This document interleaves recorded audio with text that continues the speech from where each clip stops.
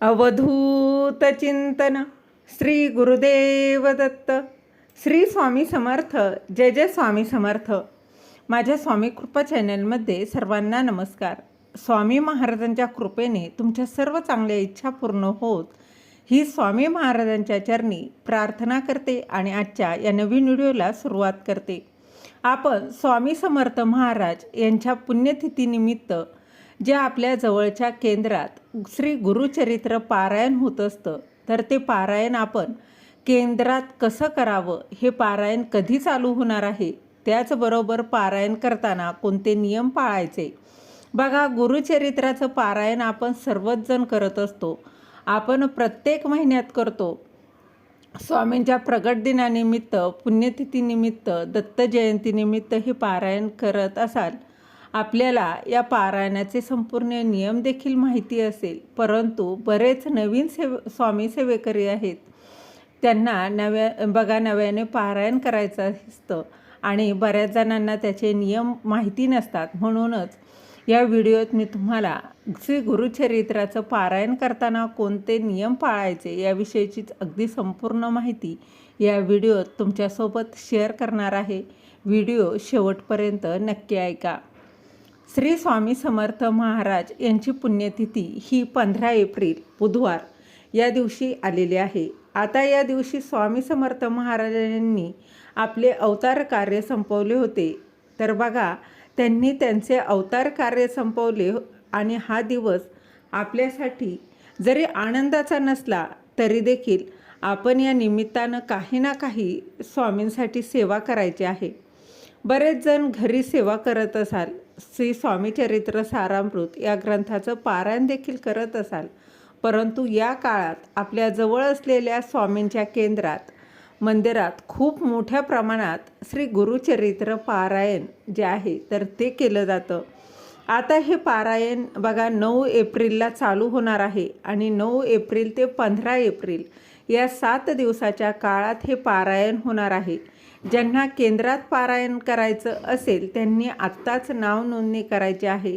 बघा, अगोदर आपल्याला नाव नोंदणी करायची असते, मग प्रहर सेवा असली तरी पण आपल्याला नाव नोंदणी करायची आहे.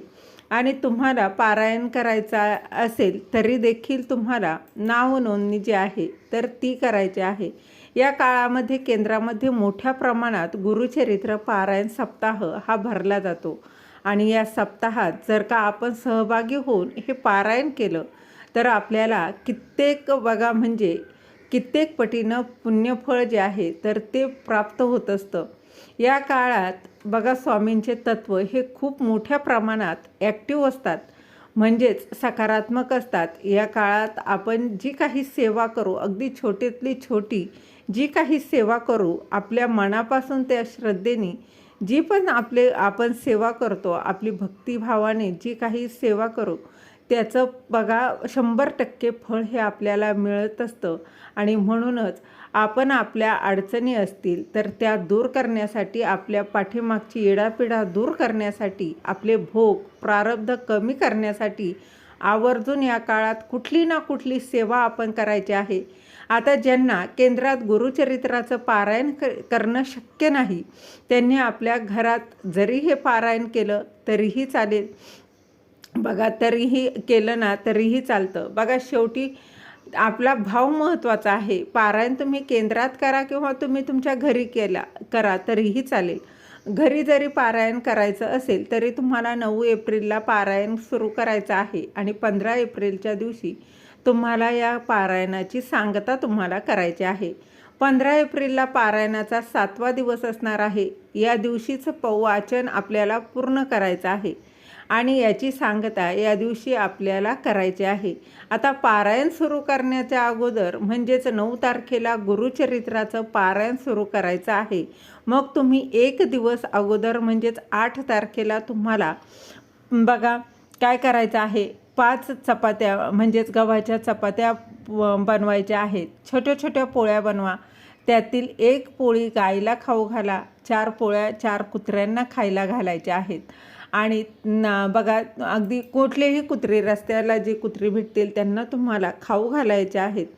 आणि बघा, पारायण घरी करणार असाल त्यांना शक्य झाल्यास त्यांनी 8 तारखेला तुमच्या जवळ कुठे स्वामी महाराजांचं केंद्र असेल किंवा ते नसेल तर दत्त महाराजांचं मंदिर असेल तर तिथे जाऊन एक नारळ आणि खडीसाखर तुम्ही स्वामींसमोर ठेवून द्यायची आहे आणि ती घेऊन जायची आणि स्वामींसमोर ठेवून यायची. बघा, शेवटी भाव खूप महत्त्वाचा. नियम पाळणं आणि नियम पाळून या गोष्टी करणं हे देखील तितकंच महत्त्वाचं आहे. आपण स्वामी चरित्र सारामृत या ग्रंथाचं पारायण करतो. हे पारायण करताना आपल्याला एवढे नियम पाळावे लागत नाही, परंतु श्री गुरुचरित्राचं पारायण करताना आपल्याला हे नियम पाळणं खूप आवश्यक आहे आणि ते आवर्जून पाळायचे आहेत. अगदी छोटे छोटे नियम असतात. हे नियम कोणीही पाळू शकतं. बघा, अगदी 7च दिवस तुम्हाला हे नियम पाळायचे आहे. 7 दिवस आपण हे नियम पाळू शकतो. शेवटी बघा, सगळं काही करता करविता हे महाराज आहेत, स्वामी महाराज आहे. जर का त्यांच्या मनात असेल की आपल्याकडून ही सेवा करून घ्यायची आहे तर ती सेवा नक्कीच करून घेणारच. तुम्ही कितीही म्हटला मला पारायण करायचं नाही, परंतु तुमच्या भाग्यात ते करणं असेल तर स्वामी महाराज नक्कीच ते तुमच्याकडून कसंही करून घेतात. आणि तुम्ही कितीही म्हटलं मला पारायण करायचं आहे, जर का तुमच्या भाग्यात नसेल, स्वामींना ते करून घ्यायचंच नसेल तर ते तुमच्याकडून ते करून घेणारच नाही. तर बघा, आपण हे पारायण करण्यासाठी आपण इतरांना बघा, अडल्या नडलेल्यांना जो आर्थिक अडचणीत असतील, ज्यांना खूप अडचणी येत असतील, अशांना देखील तुम्ही हा मार्ग दाखवा. स्वामींच्या केंद्रात त्यांना घेऊन जा. त्यांना देखील पारायण करण्यासाठी सप्ताहात सहभागी व्हायला सांगा. बघा, ज्या वेळेस आपण एखाद्याची गरज आपण भागवतो, एखाद्या आडल्या नडलेल्याला मार्ग दाखवतो, आपल्यामुळे जर का त्याच्या काही अडचणी दूर होत असतील तर बघा आपल्याला देखील त्याचं हे फळ मिळत असतं.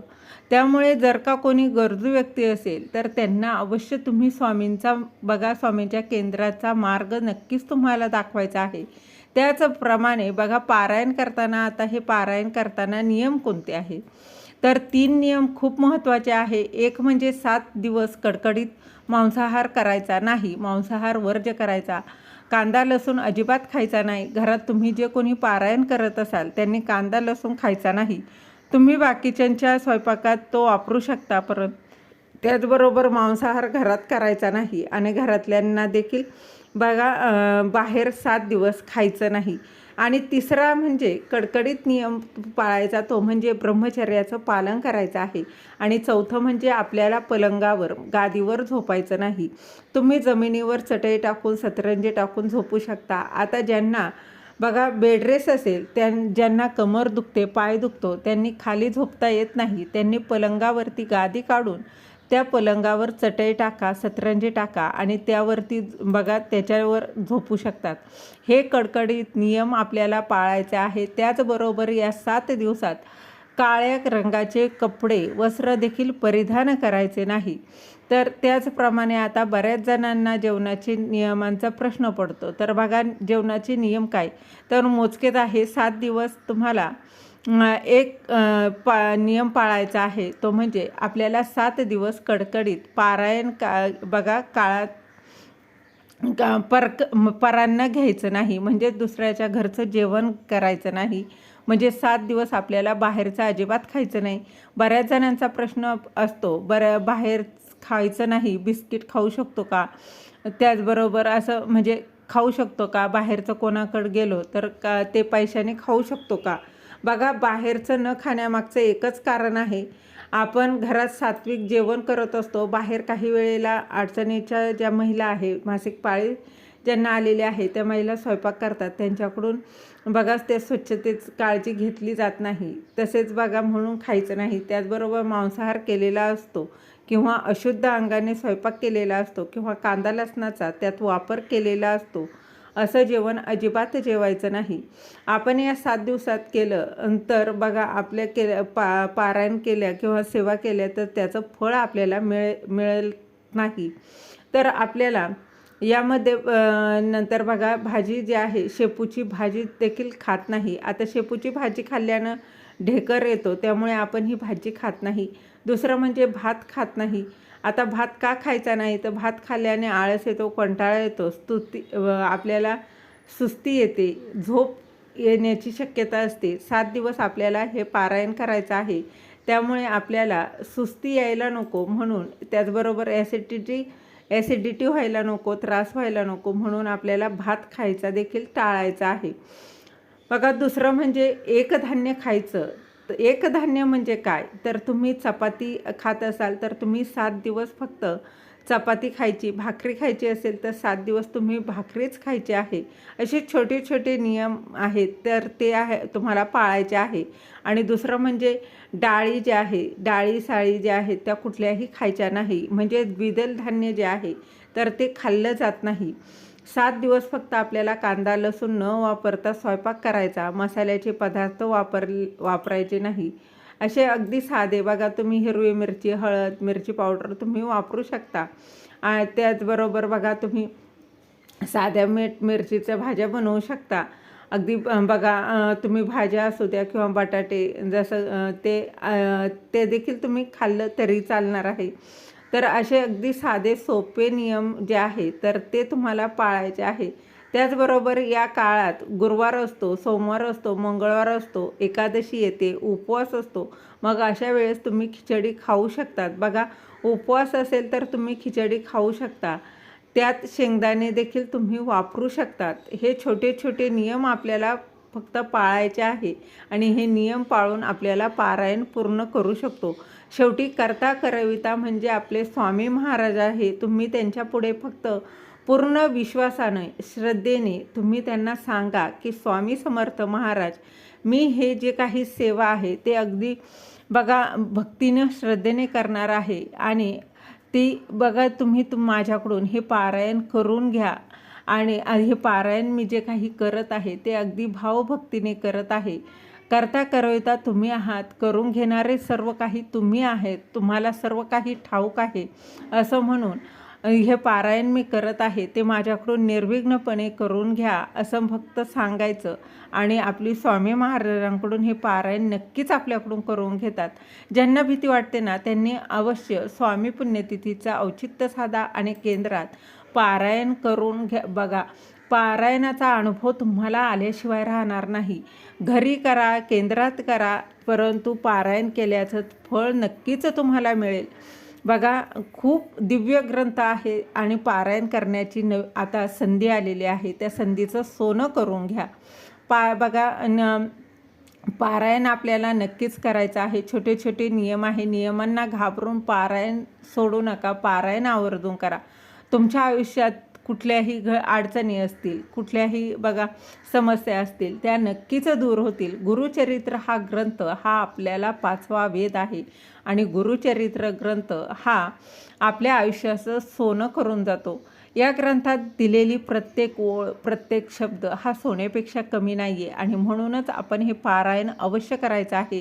त्याचप्रमाणे आता पारायण करताना कुठले नियम पाळायचे. पूजा मांडणी केल्यानंतर आपल्याला 7 दिवस ग्रंथ हलवायचा नसतो.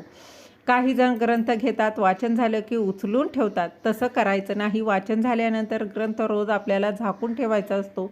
पाटावर एक बघा ब्लाऊज पीस घ्या, लाल पिवळं बघा वस्त्र घ्या, त्यात तो ग्रंथ ठेवा. वाचन झालं की रोज तो त्याने झाकून ठेवा, परंतु हलवू नका. ग्रंथ वाचन झाल्यानंतर नमस्कार करा, नैवेद्य दाखवून झाकून ठेवायचा. ग्रंथ वाचताना उचलायचा नाही. त्याचप्रमाणे वाचताना आपल्याला बोटाने अशी ओळीवर बोट फिरवायचं नाही. त्याचप्रमाणे वाचताना मोठ्याने वाचू नये, अगदीच मोठ्याने नाही. आपल्याला आवाज येईल एवढ्या आवाजात, लहान आवाजात अगदीच वाचायचं आहे. अगदी मनातल्या मनातही वाचायचा नाही. स्वतःला आवाज येईल एवढ्या आवाजात, खड्या आवाजात तुम्हाला वाचन करायचं आहे. बघा, तुमची या पारायणाने तुमच्या ज्या काही समस्या आहेत त्या नक्कीच दूर होतील. तर त्याचप्रमाणे बघा, पारायण करताना पूजा मांडणी केल्यावर बाजूला आपल्याला दत्त महाराजांसाठी एक आसन ठेवायचं असतं. असं म्हणतात 7 दिवस दत्तगुरू जे आहेत तर ते आपलं पारायण ऐकायला येत असतात आणि 7 दिवसात आपल्याला कुठला ना कुठला दृष्टांत आपल्याला स्वामी महाराज, दत्तगुरू महाराज हे देत असतात. त्यामुळे घरातील वातावरण हे सात्विक पाहिजे. पूर्ण स्वच्छता करून पारायण करायला बसा. रोज घरात सकाळ संध्याकाळ गोमूत्र शिंपडा. वाचन झाल्यानंतर ग्रंथाला नैवेद्य दाखवून पाया पडून रोज आरती करा. सकाळ संध्याकाळ दोन्ही वेळेला आरती करा. त्याचप्रमाणे आपण आपलं पारायण हे वाचत असताना आपल्याला सकाळी पहाटे तुम्ही 4 वाजेपासून ते दुपारी 4 वाजेपर्यंत कधीही करू शकता. फक्त दुपारी 12 ते 12:30च्या वेळेत करायचं नाही, कारण 12 ते 12:30 ही जी वेळ आहे ती दत्त महाराजांच्या भिक्षेची वेळ असते. त्याचबरोबर आपल्याला अखंड एक दिवा लावायचा आहे. ते अखंड दिवा प्रज्वलित करू शकता किंवा तुम्ही वाचायच्या टायमाला तुम्ही रोज सकाळ संध्याकाळ दिवा लावला तरीही चालणार आहे. छोटे छोटे नियम आहेत ते पाळून आपण हे पारायण करू शकतो. 7 दिवस वाचन झाल्यानंतर 7व्या दिवशी आपलं वाचन पूर्ण करायचं आहे आणि 7व्या दिवशी आपल्याला आपल्या पारायणाची सांगता करायची आहे. उद्यापन कसं करायचं याविषयीचा व्हिडिओ लवकरच आपल्या चॅनलवर येईल, तो तुम्ही पाहू शकता. तर अगदी साधं सोपं जे आहे तर ते पारायणाचं उद्यापन करायचं आहे. आपल्या पारायणाचं उद्यापन देखील केंद्रातच जे बसणार आहे तिथे केंद्रातच केलं जातं. जे घरी पारायण करणार आहेत त्यांनी उद्यापन घरीच करायचं आहे. त्याचप्रमाणे बघा तुम्ही कलशाची स्थापना करू शकता. काही जण बघा एक जण नारळ ठेवत असतात. तो नारळ तुम्ही ठेवलायचा असेल तर तो देखील तुम्ही ठेवू शकता, नाही ठेवला तरीही चालतो. पूजेची मांडणी अगदी साधी सोप्या पद्धतीने आहे. त्याचप्रमाणे बघा महिला असतील, जर का तुमचा मासिक धर्म तुम्हाला माहिती असेल तर तुम्ही ती मासिक धर्माची तारीख बघून तुम्हाला पारायण करायचं आहे. काही वेळेला काय होतं बघा, माझी तारीख अजून 2-3 दिवस लांब आहे, माझं उद्यापन होतं या हिशोबानं तुम्ही पारायण करायला बसलात आणि अचानक दगदगीमुळे तुम्हाला अडचण येते. मग अशा वेळेस खंड पडतो. पारायण काळात खंड पाडायचा नसतो. मग अशा वेळेस जर का तुमच्या घरातील इतर कोणी व्यक्ती वाचणारी असेल तर तिच्याकडून तुम्ही वाचन पूर्ण करून घ्यायचं आहे, परंतु अर्धवट पारायण ठेवायचं नाही, त्याला खंड पाडून द्यायचा नाही, हे मात्र आवर्जून लक्षात घ्या. तर बघा हे साधे सोपे नियम आहे. पारायण काळात काळे वस्त्र अजिबात वापरायचं नाही, हा देखील नियम तुम्हाला आवर्जून पाळायचा आहे. त्याचबरोबर बघा पारायणाच्या वेळी रोज जेवढे अध्याय आहेत तेवढे वाचायचे आहे. अध्याय वाचन करत असताना कोणाशीही बोलायचं नाही. त्याचबरोबर बघा रोज सायंकाळी तुम्हाला रोज सायंकाळी झोपण्याआधी विष्णू सहस्रनाम स्तोत्राचं पठण आवर्जून करायचं आहे. आता हे स्तोत्राचं पठण का करायचं तर बघा आपण एक मानव आहोत आणि आपल्याकडून चुका ह्या होत असतात. किती म्हटलं आपण नियम पाळले तरी आपल्याकडून काहीतरी नियमांचं पूर्ण पालन होत नसतं. मग अशा वेळेस कुठली ना कुठली काही चूक आपल्याकडून जर होत असते, वाचनात चूक होत असते, एखादा चुकून अपशब्द बोलला जातो, त्या अपशब्द किंवा ते उच्चार आपल्याकडून चुकीचे निघत असतात. म्हणून आपल्याला त्याचं बघा क्षमायाचना मागण्यासाठी आपल्याला विष्णू सहस्रनाम स्तोत्राचं पठण करायचं आहे. त्यानंतर या काळात घरात वादविवाद होणार नाही याची काळजी घ्यायची. ज्या वेळेस आपल्या घरात काही व्यक्ती येऊन जातात त्यावेळेस आपल्या घरात गोमूत्र आवर्जून शिंपडायचं आहे. त्याचप्रमाणे घरात शांतता राहील याची आवर्जून काळजी घ्यायची, कारण 7 दिवस आपल्या घरात स्वामी समर्थ महाराज, दत्तगुरू महाराज हे सूक्ष्म स्वरूपात वास करतात. तुम्हाला शक्य झाल्यास तुम्ही या 7 दिवसात रोज आपल्या उंबरठ्यावर हळदीचं लेपन आवर्जून करा. बघा ज्यांना नाही शक्य झालं त्यांनी पहिल्या दिवशी जरी हळदीचं लेपन केलं, सुंदर रांगोळी काढली तरीही चालणार आहे. त्याचप्रमाणे स्वामी पुण्यतिथीच्या दिवशी देखील, सांगतेच्या दिवशी देखील आपल्या घराच्या मुख्य दरवाजाच्या उंबरठ्याला हळदीचं लेपन करा. आंब्याच्या पानाचं तोरण लावा, जेणेकरून घरातील वातावरण हे सकारात्मक जे आहे तर ते होणार आहे. त्याचबरोबर उद्यापन कसं करावं, उद्यापनाच्या दिवशी काय करावं